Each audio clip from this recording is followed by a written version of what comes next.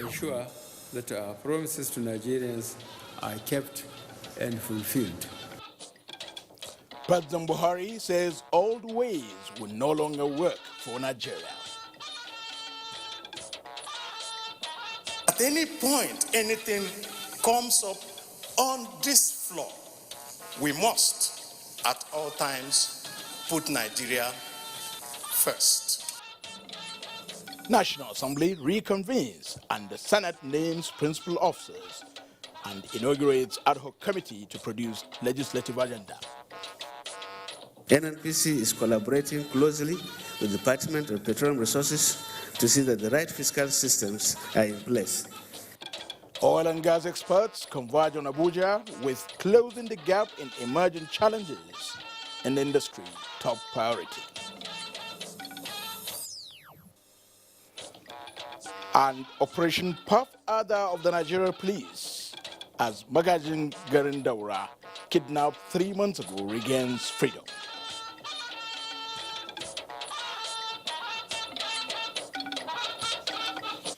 Good evening and welcome to NTA Network News.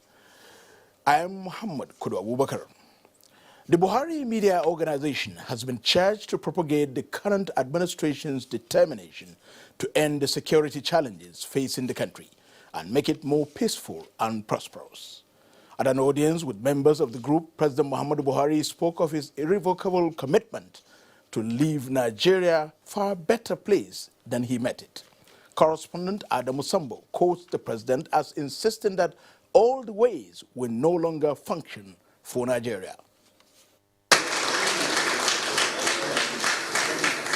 An offshoot of the Media and Publicity Committee of the APC Presidential Campaign Council, the Buhari Media Organization has been consistent at promoting the achievements and good works of the Buhari presidency, responding to detractors, analyzing trending issues, and preparing content for dissemination in defense of the administration.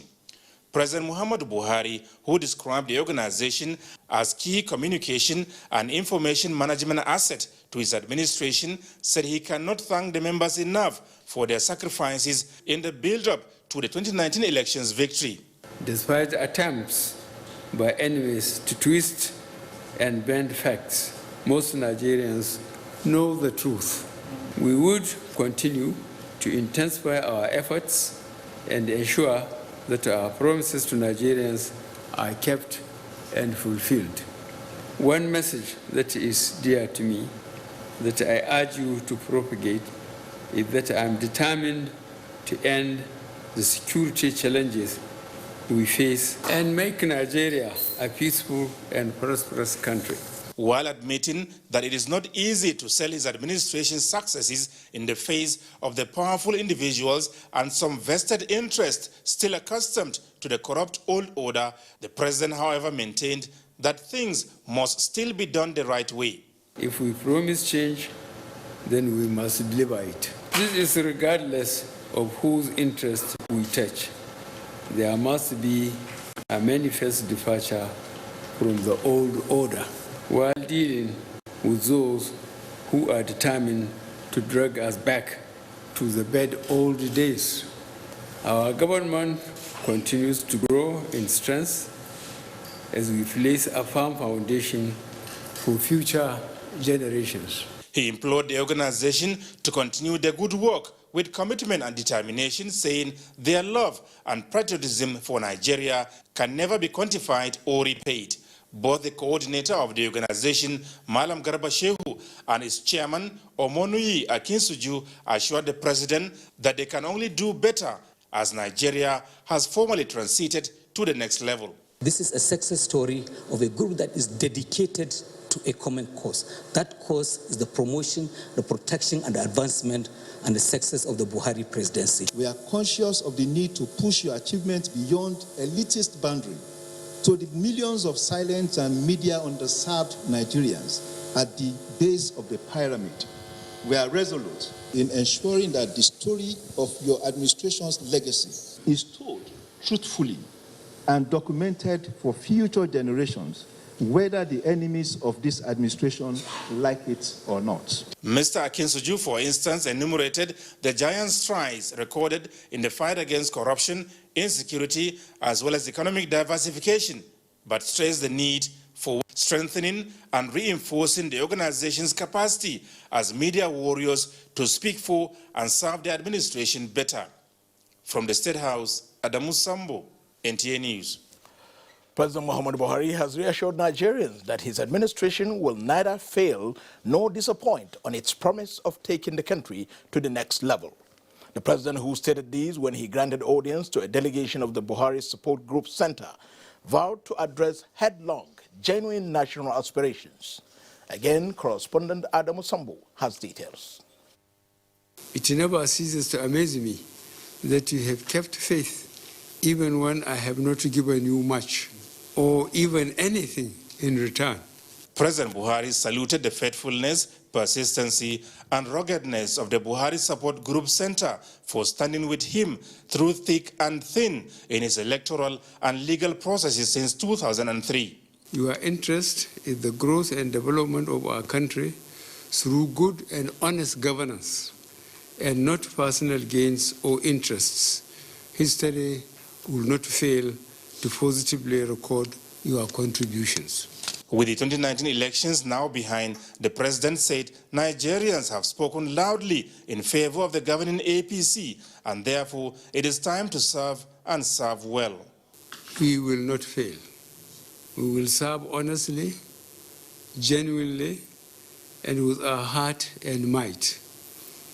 Our country has oscillated for too long at the level of promises and potentials. It is now time to explore and exploit the potentials for the good of all Nigerians.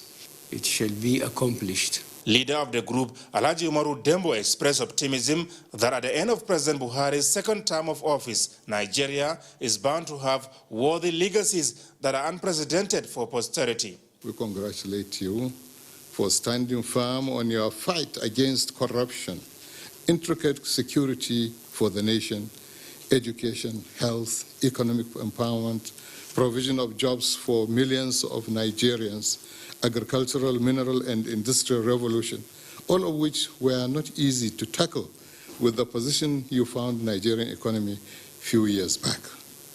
Nigerians must never allow these to escape them, not after enjoying such blessings. On the fight against insecurity, for instance, the group made a case for transforming the civilian JTF and hunters into the nation's security system, as well as transferring all police officers from constable to the rank of ASP to their localities for effective policing. On corruption, power, food, and water cannot be separated. But the last regimes abused privatization in those areas, making some individuals stinking rich, while the poor suffer, contrary to your government's policy of making the common man comfortable. You must, in the long run, appoint an investigative panel on such unholy marriage so as to set free Nigerians from such starving grips. The Buhari Support Group Center, comprising businessmen and women, politicians, technocrats, and industrialists, has proposed a change of nomenclature to Buharism Center. This, the members say, is not only to reflect the political philosophy of the president, but also to enable them work assiduously for the successful execution of his all-inclusive and laudable programs for Nigeria. From the State House, Adamu Sambo, NTA News. To legislative matters now. As the National Assembly reconvenes, the Senate has announced the names of 8 senators as principal officers. Senator Abdullahi Haya is Senate Majority Leader, while Senator Einaya Abaribe is Minority Leader. National Assembly correspondent Ignatius Nko reports that the Senate has also established an ad hoc committee that will produce its legislative agenda. Seats had been allocated to senators before they returned from their 2 weeks recess. It is the first plenary in the Ninth Senate, with senators seated accordingly. Senate President Ahmed Lawan announced the list of principal officers as submitted by the ruling and opposition parties. The list sent in by the ruling All Progressives Congress also has Senator Ajayi Borofis as Deputy Senate Leader, Senator Oji Ozo Kalo, Chief Whip, and Senator Aliu Sabi Abdullahi as Deputy Chief Whip. The list from the opposition People's Democratic Party also has Senator Emmanuel Boacha as Deputy Minority Leader, Senator Philip Aduda, Minority Whip, while Senator Sahabi Yao is Deputy Minority Whip.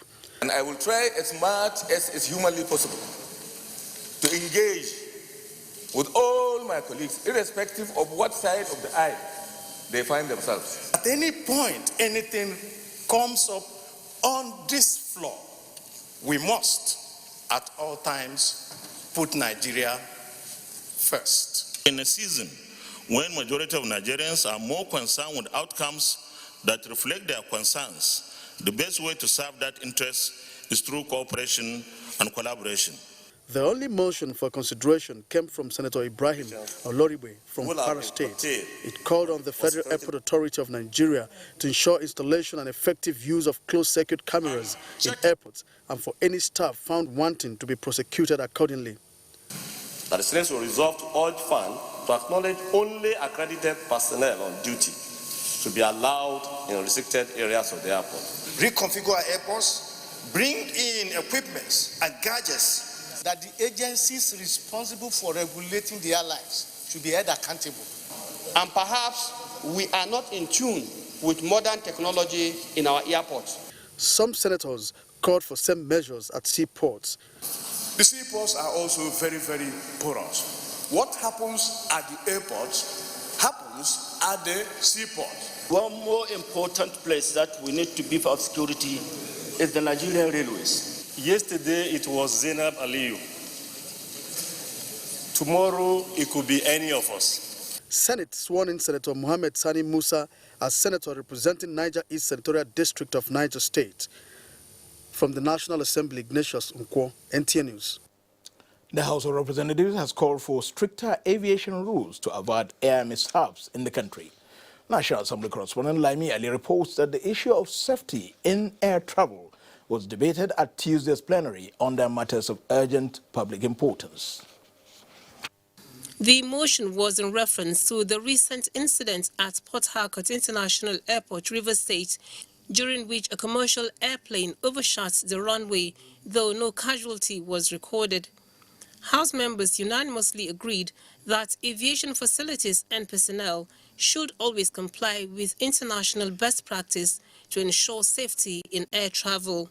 The issue of negligence and malfeasance, because a lot of times it's not just the equipment, but it's actually negligence of either the staff, the pilot, and in law there's something called vicarious liability. Sometimes this negligence rises to the level of recklessness and rises to the level of manslaughter. Issues relating to instrument landing system, control towers, and our runways, and that is what brought about the present avalanche of mishaps that we have in our aviation sector. People who are supposed to be regulators shy away from their responsibilities because they have interest. And I believe that in Ninth Assembly we should do a holistic, take a holistic approach on aviation sector. The relevant House committee will take up the matter when constituted. Also adopted was a motion on the need for authorities to rebuild infrastructure and resettle internally displaced persons in Bariki-Ladi local government area of Plateau State. The Speaker, Femi Gbajabiamila, informed members that panels have been installed for electronic voting to enable constituents know the stand of their representatives on issues. You just basically press the button and it tabulates and it tells you who voted and on what side you voted for. Now, this is for the purposes of accountability, which we had discussed and which we had promised Nigerians. He also announced that a committee on the review of House standing rules has been constituted. From the National Assembly, Lami Ali, NTA News. Apprehension paved Samegu community in Kano metropolitan area following the discovery of kidnappers' den used to hide Magajin Garin Daura, Alhaji Musa Umar, kidnapped 3 months ago in Daura town.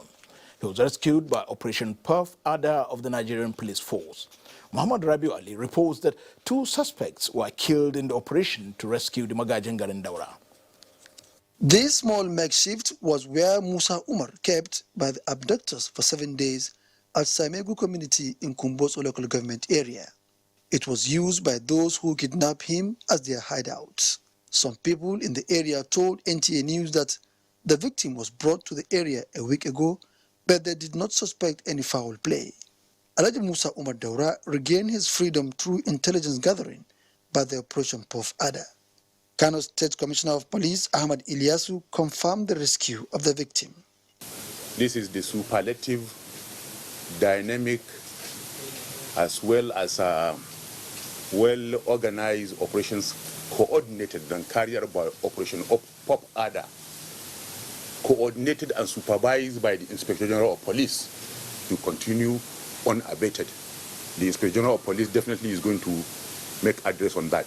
Investigation shows that a number of suspects were arrested in connection with the kidnap of Magajin Daura, while at least 2 suspects lost their lives in an encounter with security personnel. Muhammad Rabiu Ali, NTA News.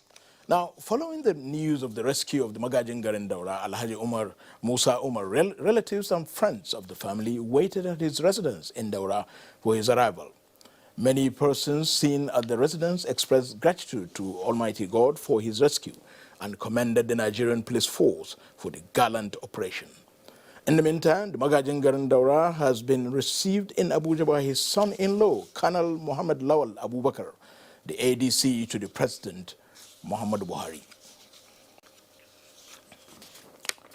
President Muhammad Buhari has approved the appointment of Dr. Gambo Gumal Aliyu as the Director General, National Agency for the Control of AIDS, NACA, for an initial term of 4 years in accordance with the provision of Section 8, Subsection 4 of the National Agency for the Control of AIDS Establishment Act 2007. A statement from the Permanent Secretary in the Office of the Secretary to the Government of the Federation indicates that the appointment is with effect from the 26th of June 2019. Dr. Gambo Aliyu is a public health physician with a background in HIV epidemiology and disease prevention. Until the appointment, he was the country director, University of Maryland Programs in Nigeria. Reactions trail tanker explosion in Benue State. Stay with us for these and other reports shortly. Thank you for remaining with the NTA. Vice President Yemi Osinbajo has advised Nigerian youths to rise above divisive ethnic and religious narratives about the country and actively advocate for causes and issues that will deepen national unity, progress, and development. This was when the Vice President received a delegation from One Campaign Nigeria chapter, led by its country director, Sarah Maka Ubabe. A press statement by the Senior Special Assistant to the President on Media and Publicity, Office of the Vice President, Lao Luakande, stated that Vice President Osinbajo enjoined Nigerian youths to focus their energies on championing causes that unite the country rather than divide it, while stating that ethnic and religious divisions and corruption are major issues that impede the development of any nation and must be addressed frontally by all Nigerians. Laulu Akande said the Vice President emphasized on the impact of the Buhari administration's social investment programs and the plan to expand it to further improve the welfare of youths and Nigerians generally. The federal government, he said, will also focus on improving areas such as healthcare, education, and agriculture. President Muhammad Buhari has condoled with the government and people of Benue State on the tanker explosion which occurred in Ahombe village along Makudi Aliede Road on Monday. A statement by the Special Advisor to the President on Media and Publicity, Femi Adesina, indicates that President Buhari is saddened by the unfortunate loss of lives which could have been avoided. The President also commended the efforts of Nigerians who offered immediate assistance to persons injured in the accident and took them for further care. He, however, called on Nigerians to be careful in handling incendiary materials, especially petroleum products, in order to avoid needless casualties. President Buhari prayed for the repose of the souls of the departed and wished those receiving treatment quick recovery. The Federal Road Safety Corps has confirmed that about 135 persons were involved in the Monday petrol tanker explosion along Aliade Road, out of which 39 people were confirmed dead. Elias ATF reports that the Nigeria Police Force and other paramilitary agencies have cleared the road for traffic flow.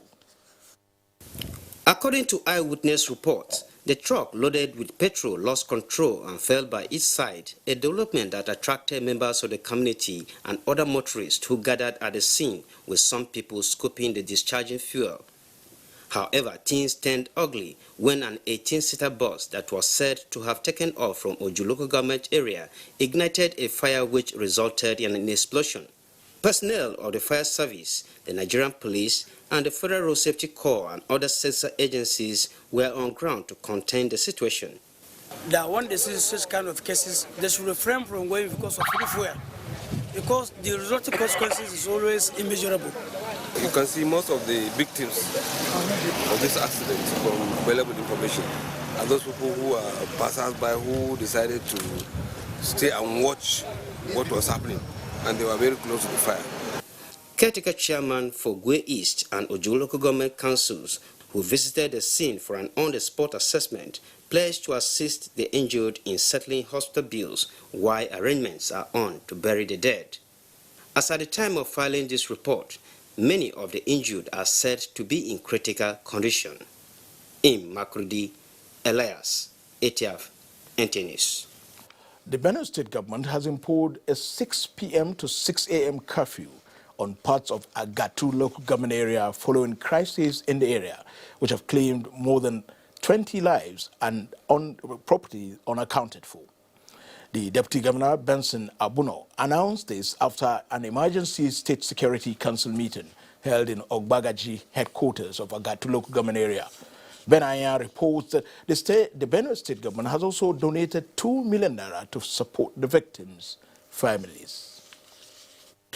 The crisis between the neighboring communities of Okoklo and Abugbe, which left over 20 persons dead and houses destroyed, is said to have occurred following disagreement over a fish pond and land. Benue State Deputy Governor Benson Abono, who led heads of security formations in the state round the Okoklo community for an on-the-spot assessment, directed that a survivor who suffered machete cuts be taken to the hospital for treatment on government bill.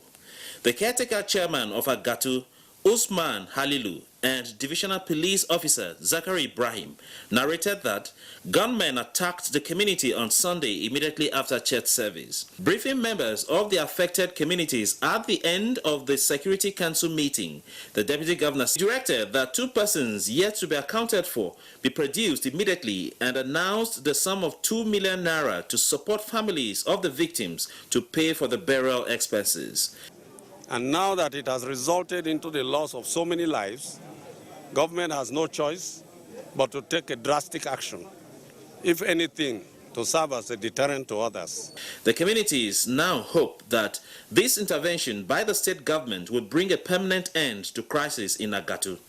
From Abagaji, Bem Hanya, NTA News. Tragedy was averted along Alakpere Estate in Lagos following the swift intervention by officers and men of the Lagos State Fire Service when a tanker accidentally discharged its content as a result of a faulty nozzle. Abolade Salami, who was at the scene of the incident, reports that normalcy has, however, returned to the road.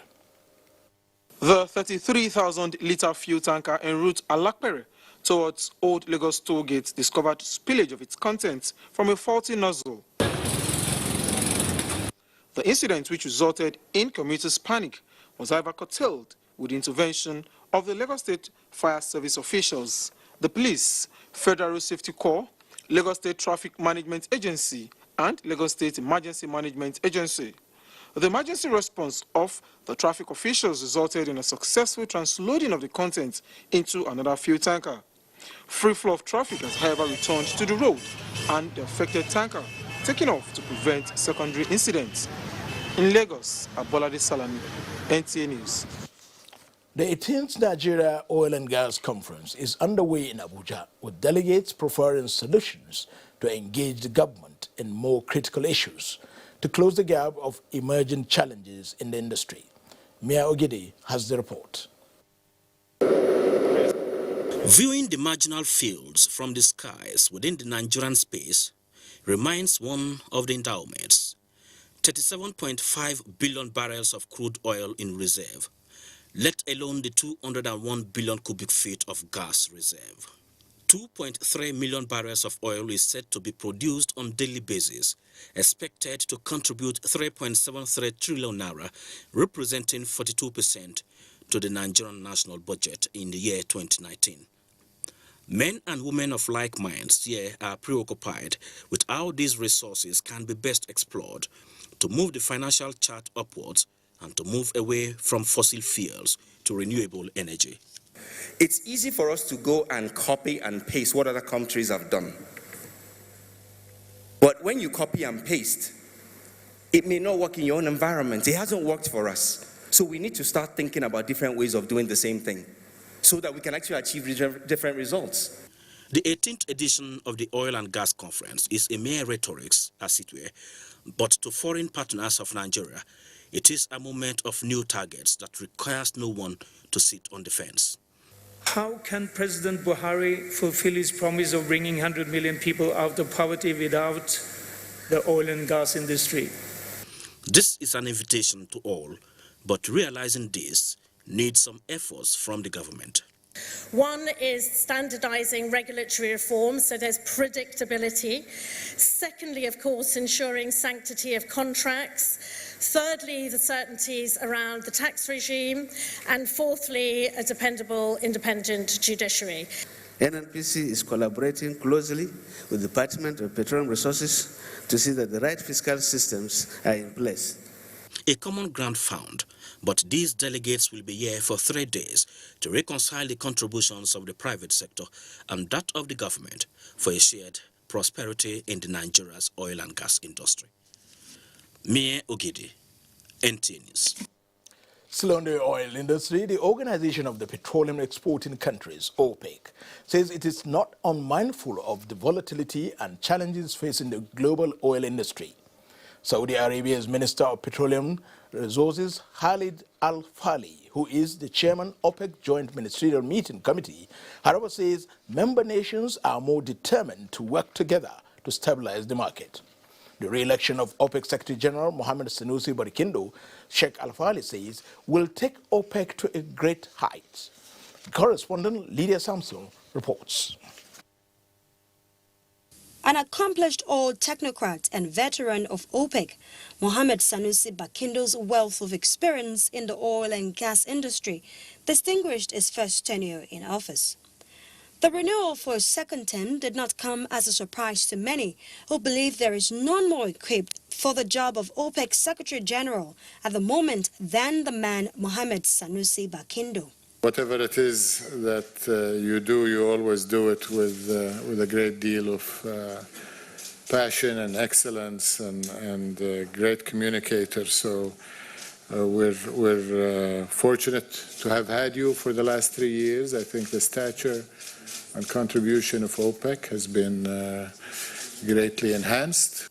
No doubt the task ahead is daunting, with major challenges as well as mounting uncertainties related to ongoing trade negotiations, monetary policies, and development as well as geopolitical issues.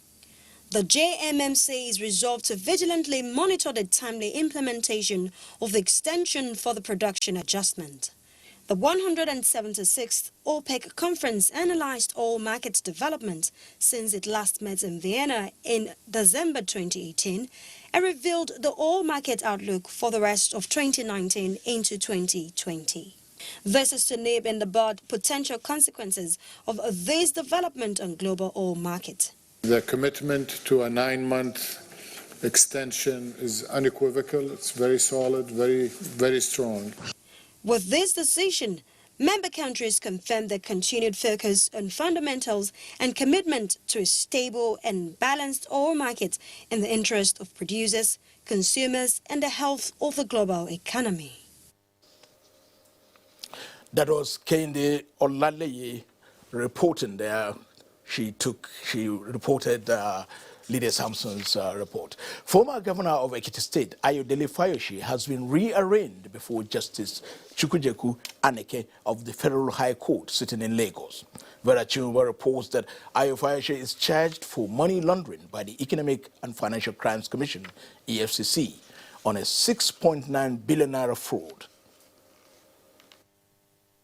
The former governor of Ekiti State, Ayo Fayoshi, was first arraigned in October before Justice Mojisola Olateregu alongside a company, Spotless Investment Limited, on 11 counts bordering on fraud and money laundering offenses to the tune of 2.2 billion naira. His rearrangement followed a petition by the EFCC requesting for a case transfer. When the charges were read and plea taken, Fayoshi pleaded not guilty. Justice Chukwujeku Aneke granted him bail on the existing terms and conditions earlier granted him by Justice Mojisola Olateregu. Justice Aneke also granted the former Ekiti governor permission to travel abroad for his medical treatment, with a directive that his travel document must be returned to the court on or before September 16th, when the trial is expected to begin. In Lagos, Viera Chimuba, NTA News. An update on capital importation into Nigeria on business news. That's after the break. Do stay with us. Increases. Amina Nujan is here with business news. Amina, what's the percentage increase in capital importation? Very significant. Details in a moment. All right. The total value of capital importation into Nigeria has increased by 216.03% compared to the fourth quarter of 2018. This was revealed in the latest capital importation data released by the National Bureau of Statistics, indicating that estimated $8.48 billion was spent in the first quarter of 2019. Also, capital importation year-on-year into Nigeria rose by 34.61% when compared to the first quarter of 2018. Nigeria's capital importation is categorized into foreign direct investment, portfolio investment, and other investments. The portfolio investment in Nigeria is made up of equity, bonds, and money market instruments. During the period under review, the largest amount of capital importation by type was received through portfolio investment, which accounted for 84.21% of total capital importation. Meanwhile, the Nigerian equities market continues to record decline as the trading sessions closed Tuesday on a negative note, as the NSE OSHA index depreciated by 0.74% to close at 29,395.14 basis points. This is against a 1.18 depreciation that was recorded on Monday. Its year-to-date return stands at -6.78%, with market capitalization at 12.956 trillion naira. And that's it from the business desk. Mohammed, it's back to you. Thank you, Amina. 200 Almajiris selected from Nasarawa State are to be enrolled into formal education. This is an initiative of Almajiri educators, a non-governmental organization, as part of its mandate to assist in ensuring that Almajiris are taken off the streets in northern Nigeria. Suleiman Ovie Musa has details. With the Almajiri phenomenon becoming a menace in northern Nigeria, combined efforts are strengthened by individuals and groups towards addressing it. Almajiri Educator is striving towards enrolling Almajiris in a formal education setting. Founder of the organization, Amina Gamawa, said the initiative will assist in taking Almajiris out of the streets. This problem is massive, it's huge. It's something that no individual can say he can do.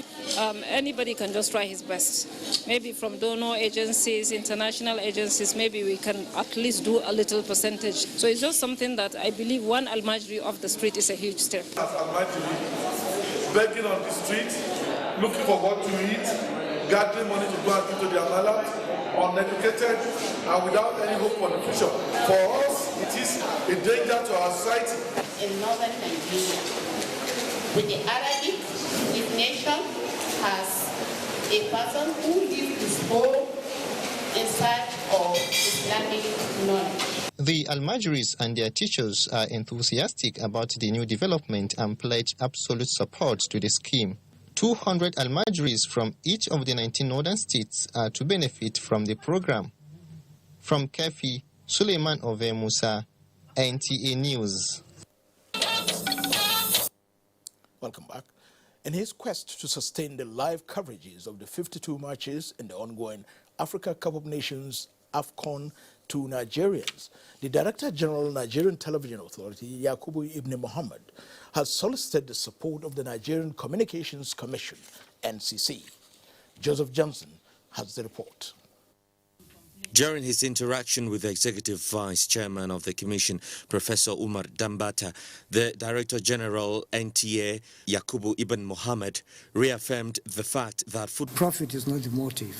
The motive for doing this is that our belief in the power of football, in uniting Nigerians and Nigerians, and the fact that Nigeria having qualified for the first time in 6 years, we need to bring the matches, to all Nigerians so that, we can support the Super Eagles.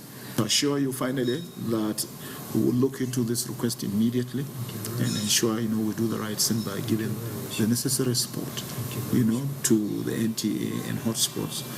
And hopefully, we hope this support will ginger the Super Eagles to go all through to the finals. The visit to the NCC is one of a few that the Director General has embarked on and has recorded positive responses. He expressed the hope that the collaborations will ensure that Nigerians will not miss out on any of the matches. Joseph Johnson, NTA News.